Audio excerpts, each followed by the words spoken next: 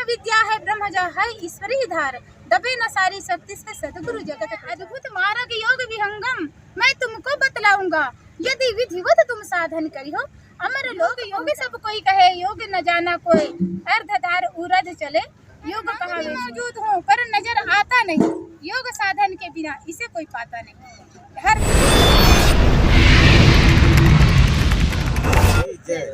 हम सभी छत्तीसगढ़ से आए हुए हैं, सभी सेवा भावी हंस है और सभी सेवा देने के लिए आए हैं। हमारे जो सदगुरु है वह सेवा धर्म समान जग अन्य धर्म नहीं कोई, सदगुरु शरण सदगुरु सेवा धर्म सम अन्य धर्म नहीं कोई। जो अन्य धर्म है वह जो कुछ नहीं है, क्योंकि सदगुरु का जो सेवा है वह ही हमारे लिए सर्वोपरि है और हमको सदगुरु का सेवा करना है। इसलिए पूरे छत्तीसगढ़ के लोग मातृशक्तियाँ सेवा दे रहे हैं, गुरु भाइयों जितने भी हैं सभी सेवा दे रहे हैं और ब्रह्म विद्या का जितने भी प्रचार करना चाहते हैं, तो हम पूरी छत्तीसगढ़ हो चाहे पूरे देश विदेश में हो, ब्रह्म विद्या का प्रचार करना चाह रहे हैं लोग, क्योंकि सदगुरु का संकल्प है ब्रह्म विद्या का प्रचार करना। आप लोगों के साथ अगर जुड़ना होगा तो किस तरह से जोड़ लेंगे लोग?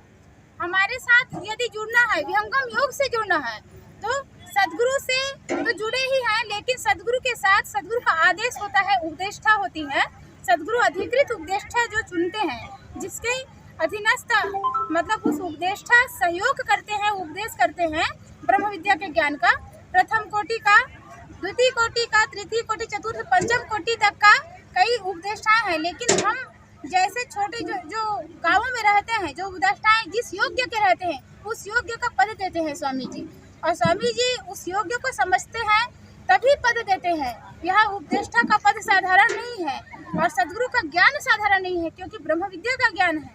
ब्रह्म विद्या है ब्रह्म जो है ईश्वरी धार, दबे न सारी शक्ति से सदगुरु जगत प्रचार। पूरे विश्व में सदगुरु का प्रचार चाहे हम करें या ना करें, लेकिन सदगुरु का प्रचार दबेगा नहीं, क्योंकि वह सत्ता है और सत्ता यही चाहती है, सभी का कल्याण चाहती है, सभी को मुक्ति देना चाहते हैं। इसलिए लिखे हैं अद्भुत मार्ग योग विहंगम मैं तुमको बतलाऊंगा, यदि विधिवत तुम साधन करी हो अमर लोक पहुँचाऊंगा। प्रकृति आधार तो ही छुड़वाऊं, निज स्वरूप छहराऊंगा, सूरत उलट के गगन चढ़ाऊं, डोरी मकर धराऊंगा। क्योंकि ब्रह्म विद्या का प्रचार करने के लिए हम संसार में हैं, संसार सागर से हमको उपरम करना चाहते हैं, ऊर्ध्व करना चाहते हैं। सूरती है, संसार में फंसी हुई है, माया में फंसी हुई है। इस माया से उपरम करने के लिए सदगुरु हमको ऊर्ध्व करने के लिए इस ज्ञान को क्षणिक मात्र में, जबकि वह 17 साल तक तपस्या किए हैं और इस ज्ञान को अर्जित किए हैं, लेकिन हमको चंद मिनटों में यह ज्ञान को दे रहे हैं और इस ज्ञान को हम लोग आत्मसात करके हम लोग समझ नहीं पाते हैं, क्योंकि यह योग है, योगा नहीं है और योग को हमको समझना पड़ेगा। योग सब कोई कहे, योग न जाना कोई, अर्धधार उरध चले योग कहावे सोए। क्योंकि संसार में योगा की बाढ़ लगी हुई है, लेकिन हम सब योगा को ही योग मानते हैं। योग हमारा ये है कि ब्रह्म विद्या का जो ज्ञान है, जिसको हम योग कहते हैं, उस योग को 10 मिनट का जो संसार हम लोग उपदेष्टा लोग मेडिटेशन कराते हैं, ध्यान कराते हैं, वो 10 मिनट कम से कम करे तो वह सदगुरु की शक्ति काम करती है। ये हमारी नहीं है, हम सिर्फ निमित्त मात्र है। हम सिर्फ जो भी कर रहे हैं वह जो शक्ति है वह हमारे पास है, लेकिन सदगुरु को जगाने वाले सदगुरु हैं, उसकी धारा प्रवाहित है। गुरु के आशीर्वाद से, गुरु की शक्ति के साथ ही आप लोग कार्य कर पाती हैं। हर रंग में मौजूद हूँ पर नजर आता नहीं, योग साधन के बिना इसे कोई पाता नहीं। हर रंग में मौजूद है, हर जगह मौजूद है, हर जगह व्याप्त है सदगुरु। लेकिन जब तक योग नहीं करोगे, जब तक साधना नहीं करोगे, तब तक सदगुरु पाओगे नहीं। सदगुरु ब्रह्म स्वरूप है, पारस दे जगजीव को कंचन रूप बनाए, पारस दे जगजीव को कंचन रूप बनाए। जब जीवों को यह पारस रूपी सदगुरु मिल जाते हैं और तब हमको यह कंचन बनाने के लिए सदगुरु हमको इधर उधर ढूंढ रहे हैं। थोड़ा सा आप अपने गुरु जी का परिचय बता दीजिए। हमारी जो सदगुरु है सदाफल देव जी महाराज है, महर्षि सदगुरु सदाफल देव जी महाराज, वह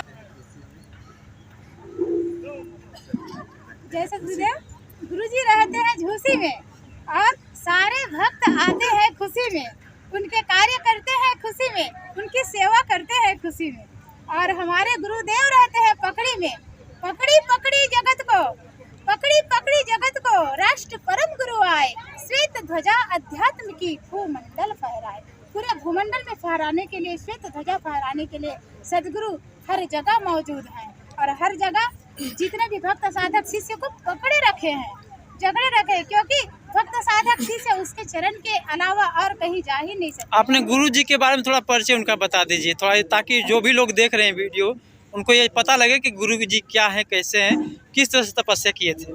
गुरु जी हिमालय शून्य शिखर में महर्षि सदगुरु सदाफल देव जी महाराज 17 साल तक हिमालय शून्य शिखर में तपस्या किए हैं और उनकी वह पढ़े लिखे नहीं थे। हमारे जो सदगुरु सदाफल देव जी महाराज हैं, बिना पढ़े वह अपने आत्मिक अनुभवों को, जब साधना के समय आत्मिक अनुभव हुआ उनको, उस वाणी को, उस अनुभव के ज्ञान को, वह जैसे जैसे अनुभव होता गया वह अनुभव को स्वरवेद में लिखे हैं।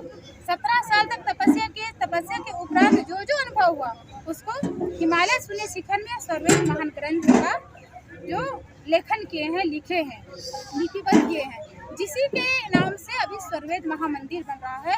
और स्वरवेद महामंदिर के चारों दीवारों पर स्वरवेद की दोहा मिलेगी आप सबको।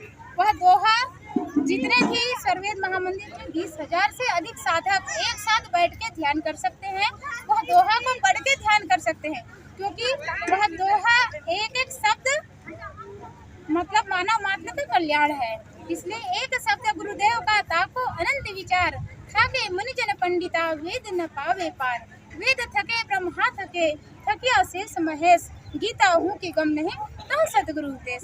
वही पर सदगुरु का उपदेश है, क्योंकि वेद शास्त्र ब्रह्मा विष्णु महेश गीता शास्त्र कोई पार नहीं पाया, सभी अपने अपने जगह में व्यवस्थित हैं, सभी सदगुरु की सेवा कर रहे हैं। उन्हीं लोग देवी देवता भी मुक्त नहीं हो पाए हैं, तो वह कैसे मुक्त कर सकते हैं। चलिए बहुत सदगुरु तो मुक्त करने के लिए, जब जीवों के कल्याण के लिए आए हैं, इतना ही मैं आप सबों को मैं सदगुरु का ज्ञान के बारे में बताई हूँ।